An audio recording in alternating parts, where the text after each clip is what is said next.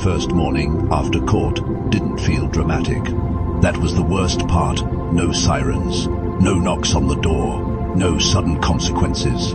Just morning. Andrei woke up before the alarm. His eyes opened suddenly, as if someone had called his name. For a few seconds, he lay still, staring at the ceiling, trying to remember where he was and why his chest felt tight. Then it came back. The courtroom, the judge's voice, the word probation. He exhaled slowly and sat up. The apartment was quiet, too quiet. His mother had already left for work, the early shift like always. On the kitchen table there was a plate with 2 sandwiches and a note written in her uneven handwriting. Police station today. Don't be late, Mom. No, I love you. She never wrote that. She showed it differently. Andrei washed his face with cold water and looked at himself in the mirror, longer than usual. Same face, same tired eyes, same scar above the eyebrow from a fight years ago he barely remembered. But something underneath felt exposed, like his skin had been peeled back. He checked his phone. 2 messages. Seri, you alive? Maxo, citizen, on probation. How's freedom? Andrei typed back to Seri first, at home, going to the station. To Max, he replied after a pause. Same as yesterday, just heavier. Max immediately sent a laughing emoji. Seri didn't reply.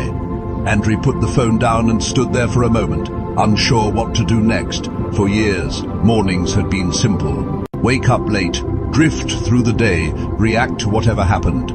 Now there was structure, deadlines, consequences. 1 month, that's what the officer had said. 1 month to prove you're not a waste of paperwork. By noon, Andrei had already heard, no 5 times. The first place didn't even let him finish the sentence.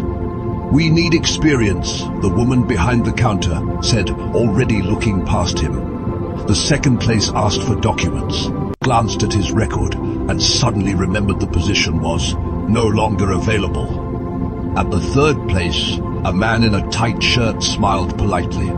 We can take you, he said. No contract cash. You understand. Andrei did understand. Too well. No, he said. The man's smile faded. Suit yourself, but don't waste my time. By the 4th place, Andrei stopped explaining anything. He just asked, listened, nodded, left. By the 5th, his confidence was already cracking. He sat on a bench outside a small shopping center and lit a cigarette, even though he had promised himself he wouldn't smoke before noon anymore. His hands shook slightly, not from nicotine, but from the pressure building inside him. Around him, people moved with purpose. They knew where they were going. He didn't. His phone buzzed. Seri, where you at looking for work? Where exactly? Andrei sent the location. 5 minutes later, Seri appeared across the street, hands in pockets, jacket unzipped despite the cold. You look like crap, Seri said by way of greeting. Thanks. Seri sat next to him. Any luck? Andrei shook his head. They either don't want me or want me without papers. Seri nodded slowly. That was expected. Opes Prigor. That's comforting, Andrei muttered. Seri didn't smile. Listen, he said. I talked to a guy, phone store, need salespeople, official contract. Andrei looked at him sharply.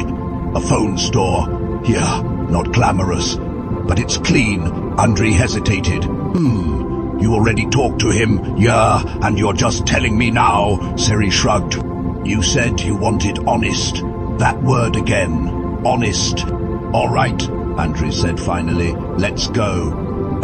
Max was not having a good day either. He sat in his cousin's garage, staring at an engine he didn't know how to fix, pretending he was busy. In reality, he was replaying Andrei's words from the bar. I don't want to go to prison. Like it was that simple. Max wanted money. Fast money. He always had. Not because he loved luxury. Because he hated feeling small. His phone buzzed. Unknown number. You in. Max stared at the screen. He knew what it meant. He also knew Andrei would say no. Max typed, deleted, typed again. Not today. He put the phone down and leaned back against the wall. Since when? He muttered to himself. The phone store smelled like plastic and cleaning solution. Bright lights, clean counters, everything neatly arranged. Nothing like Andrew's life. The manager was younger than Andrew had expected. Calm, tired eyes, no judgment in his voice. You sell, the manager said simply. You don't lie, you don't steal, you don't disappear. Can you do that? Yes. You ever sold anything? Andre thought for a second. Yeah, just not legally, the manager smirked. At least you're honest. He glanced at Andrew's documents, paused briefly, then nodded. We'll try 1 month. Contract, minimum wage plus commission. 1 month again. Andrew signed with a hand that felt too heavy. When he stepped outside, Seri was waiting. Well, Seri asked. I start tomorrow. Seri nodded once. Good. Andrew looked at him. Why are you helping me this much? Seri shrugged. Because if you make it out, it means it's possible. That evening, Andrew came home earlier than usual. His mother was in the kitchen, peeling potatoes. She looked up. You eat already? She nodded and put another pot on the stove.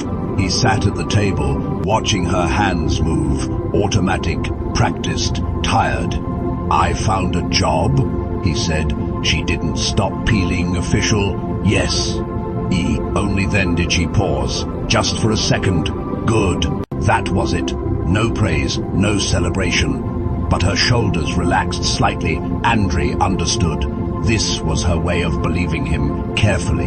The next morning, Andre arrived 10 minutes early and stood outside the store with his hands in his pockets, staring at his own reflection in the glass. He didn't look like a salesman. He looked like someone trying to pretend he belonged in a clean life. Inside, the manager tossed him a lanyard with a badge. Put it on. Smile. Don't argue with customers. If someone's rude, you stay polite. If someone's stupid, you stay polite. If someone's trying to scam you, the manager's mouth tightened. You stay polite and call me. Andre nodded like he understood. He didn't.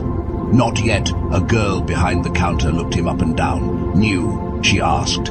Yeah, good luck, she said without warmth.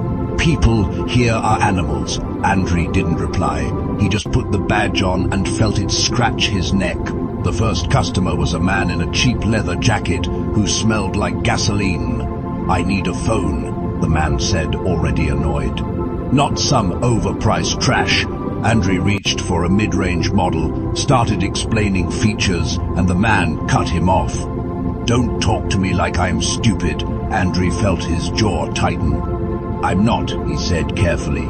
I'm just telling you. I said don't talk, the man snapped. Behind Andre, the girl at the counter snorted quietly, as if to say, told you. Andre swallowed his temper the way he'd swallowed fear in court, hard, painful, embarrassing. Sure, he said, what budget do you have? The man stared at him, surprised that Andre hadn't snapped back. They ended up buying something small. As the man left, the manager leaned in. Good you didn't bite. Andre forced a smile. I'm learning. By noon, he'd been insulted twice, called slow once, and asked if he could give a discount under the table. Andre's head buzzed. His old self would have reacted in a second. Sarcasm, aggression, a joke with teeth. Now he had to be controlled. By the end of the shift, his legs ached, his throat was dry, and his pride felt bruised in a new, unfamiliar way. This wasn't the pain of losing a fight. This was the pain of holding yourself back. Seri wasn't at home either. He sat on a concrete step behind a warehouse with 2 men. Andre didn't know. They weren't criminals in the obvious way. No gold chains, no loud laughter. They were the kind of men who spoke quietly and always watched exits. One of them, a tall guy with a shaved head, flicked ash off his cigarette. You sure he's clean now? The guy asked. Seri shrugged. He's trying. That doesn't answer my question. Seri's eyes narrowed.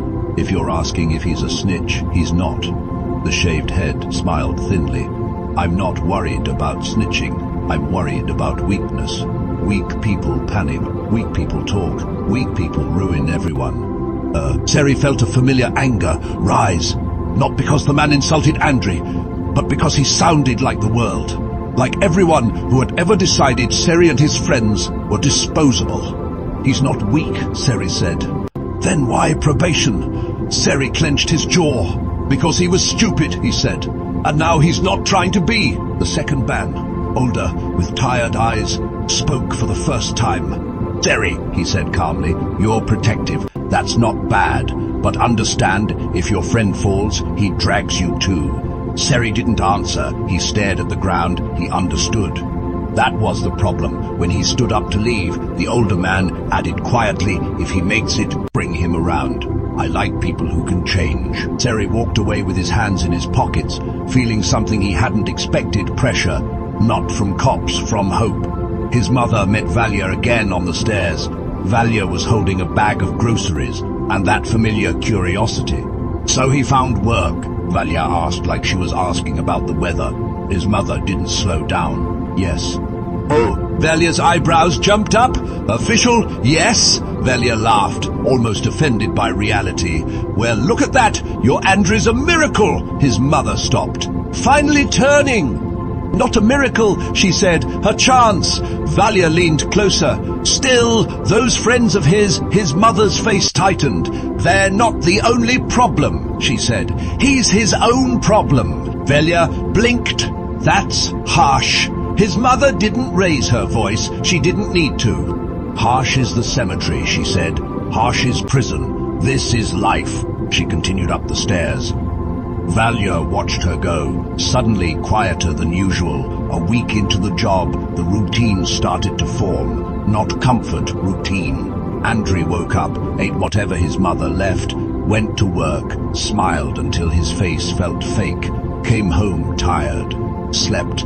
The money was still small. He got his first commission and felt proud for 10 minutes, until he calculated groceries, bills, transport, and realized pride didn't pay rent. One evening, he met Max behind the building. Max leaned against the wall, flipping a lighter open and shut. You got a job, Max said. Look at you, Andre nodded. Yeah, Max watched him carefully. You happy? Andre snorted.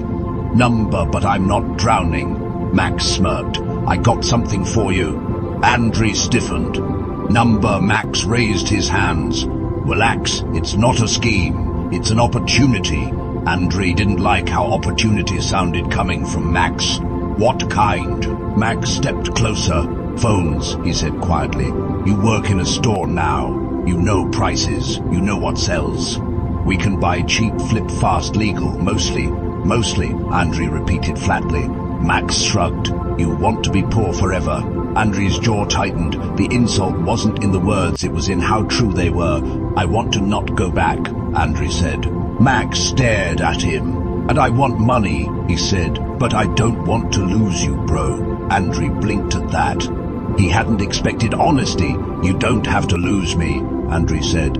Just stop trying to pull me into bullshit. Max's eyes flashed. You think I'm bullshit. I think you don't know when to stop, Andre said, more gently now. And I can't afford your almost legal, not now. Max looked away, jaw working. After a long pause, he said, Okay, no, almost, then teach me. Andre looked at him sharply. Teach you what? How you're doing it, Max said. How you're not breaking, how you're swallowing your pride every day and not punching someone. Andre exhaled, surprised by the weight of that question. I'm not strong, Andre said. I'm scared. Max nodded slowly.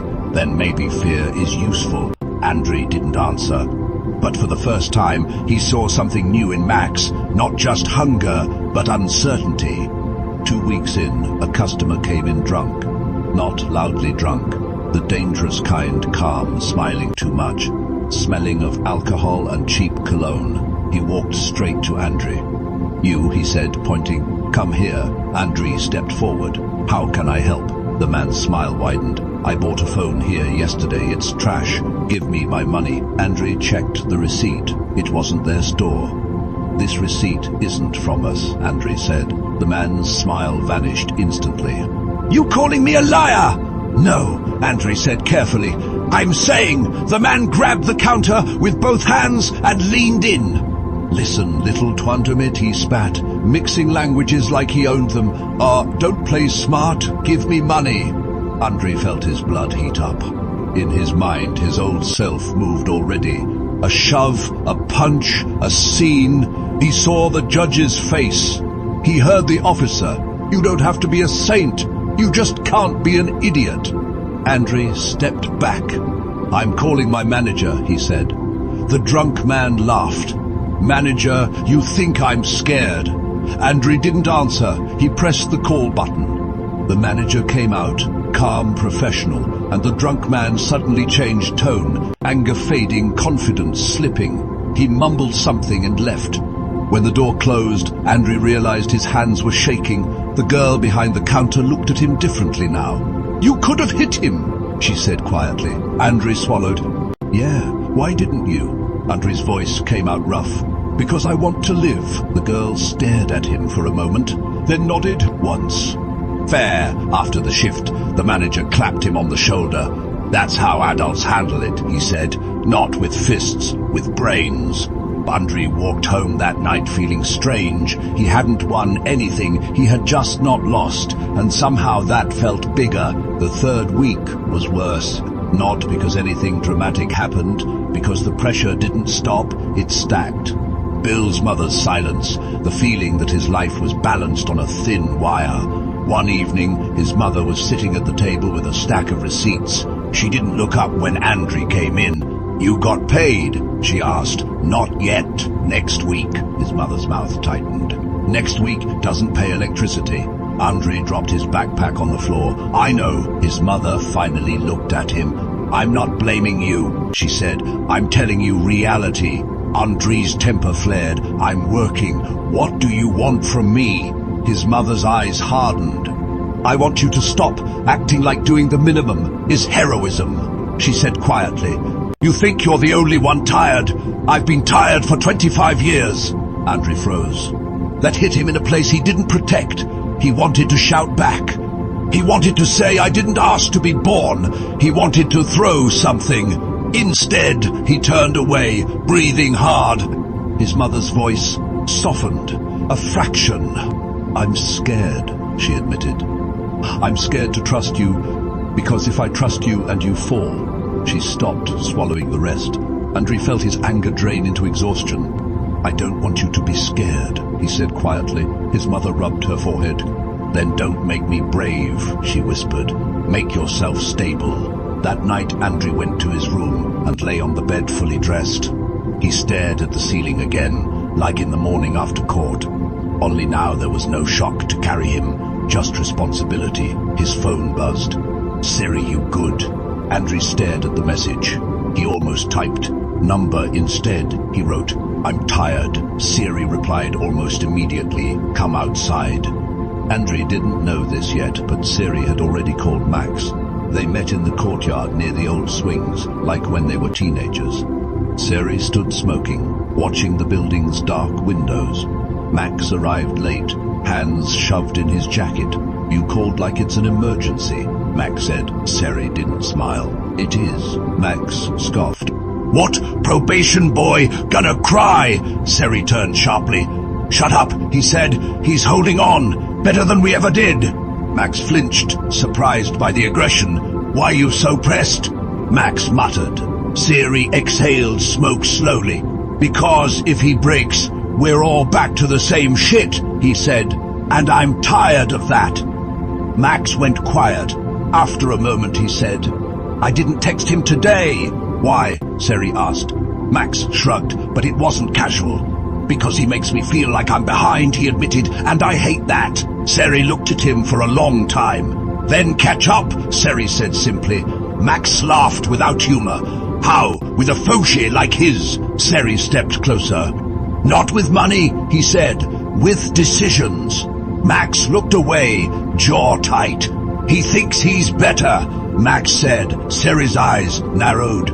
"No," he said. "He thinks he wants to live." That word landed, live. Max swallowed. "And what about us?" he asked quietly, surprising even himself. Siri didn't answer right away. Then he said something that sounded almost like fear. "We either change with him or we lose him."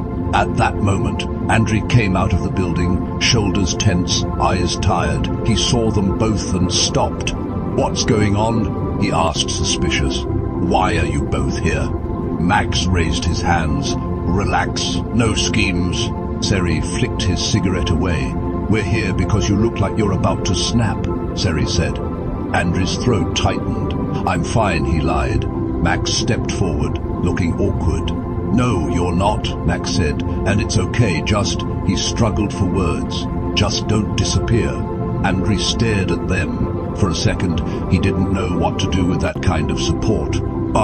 Then he exhaled and sat on the cold swing seat like he was 16 again. I had a fight with my mum, he admitted. Seri nodded. Normal. Max frowned. What did she say? Andri laughed bitterly.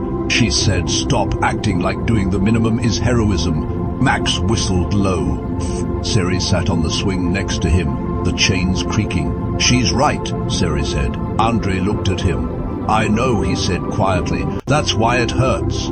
They sat there in silence for a while, the kind of silence that didn't need fixing. Shh. Then Max spoke, unexpectedly soft.